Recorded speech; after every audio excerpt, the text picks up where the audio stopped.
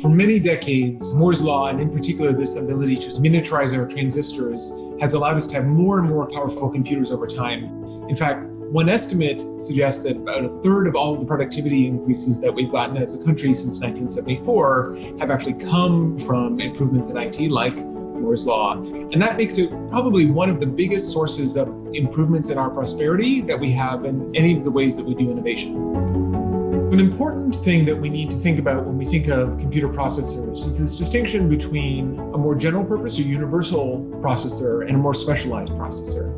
And so for a more general purpose universal processor, we can think of a CPU, the central processing unit that's in all of our computers. It doesn't do any one thing especially well, but it does lots of things quite well, and it can do almost anything.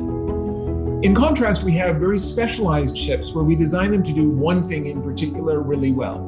And so an example of that is a graphics processing unit, a GPU, which many of our computers also have. And that's used to put things onto the screen very efficiently.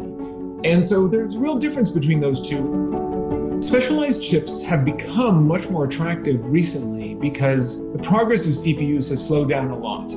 As we move to specialized processors, there's going to be an important impact on society. It's going to effectively fragment the market. And that means that chips are basically going to become more customized to particular uses.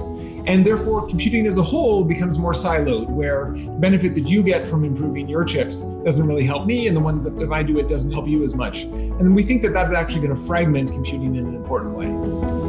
If we can get a replacement technology that will allow us to increase the performance of the general purpose chips, then those same dynamics that led us to having Moore's law be so successful will kick in again, and people will move more towards the general purpose chips. But the thing is, we have to find that next technology.